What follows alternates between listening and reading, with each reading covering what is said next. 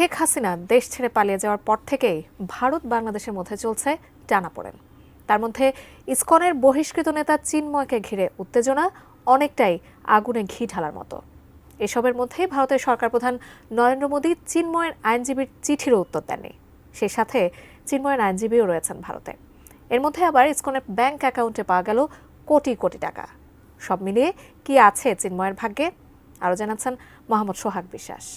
কেউ ছাত্রলীগ করেছেন, কেউ যুবলীগ হয়েছে, কেউ আওয়ামী লীগের পথ নিয়েছেন, আর আজকে কেউ জামায়াত, কেউ বিএনপি, কেউ সমন্বয়ক, বিভিন্ন পথ নিয়ে আজকে আপনারা ক্ষমতার অংশীদার হয়েছেন।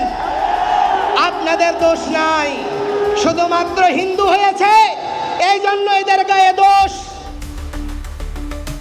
রাষ্ট্রদ্রোহ মামলায় কারাগারে থাকা বাংলাদেশ সম্মিলিত সনাতনী জাগরণ জোটের মুখপাত্র ও পুণ্ডরিকধামের অধ্যক্ষ চিন্ময় কৃষ্ণ দাসের জামিন শুনানি হওয়ার কথা আগামী বৃহস্পতিবার অর্থাৎ ২ জানুয়ারি। অথচ তার আইনজীবী রবীন্দ্র ঘোষ এখনও ভারতে রয়েছেন। কবে নাগাদ দেশে ফিরবেন সেটিও অনিশ্চিত।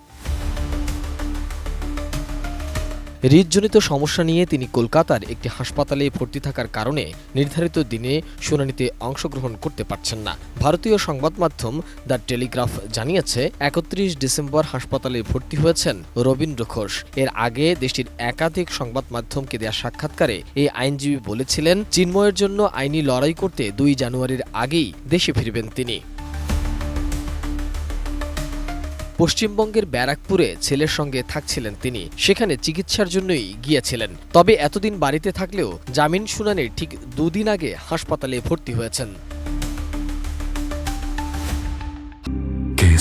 শেকড় থেকে শিখরে।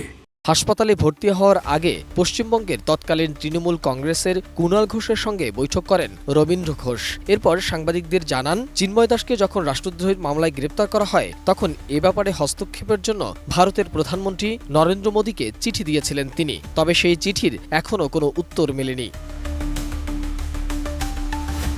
এদিকে ইসকন বা আন্তর্জাতিক কৃষ্ণ ভাবা সংঘের ২০২টি অ্যাকাউন্টের সন্ধান পেয়েছে বাংলাদেশ ফাইন্যান্সিয়াল ইন্টেলিজেন্স ইউনিট। এসব অ্যাকাউন্টে ২৩৬ কোটি ৪২ লাখ টাকা জমা হয়েছিল। এর মধ্যে গত ২৯ নভেম্বর পর্যন্ত উত্তোলন করা হয়েছে ২২৩ কোটি ৭৩ লাখ টাকা। ব্যাংক হিসাবগুলোতে জমা রয়েছে ১২ কোটি ৯৪ লক্ষ টাকা। পাশাপাশি ইসকনের বিতর্কিত নেতা চিন্ময় কৃষ্ণের অ্যাকাউন্টে ৩ কোটি ৯২ লাখ টাকা জমা হয়েছিল, যার প্রায় পুরো অর্থই উত্তোলন করা হয়েছে। এসব অ্যাকাউন্টে কারা অর্থ জমা দিয়েছিল বা জমাকৃত অর্থের উৎসের সন্ধান কোথা থেকে এসেছে সে বিষয়ে তদন্ত করছে গোয়েন্দা সংশ্লিষ্টরা।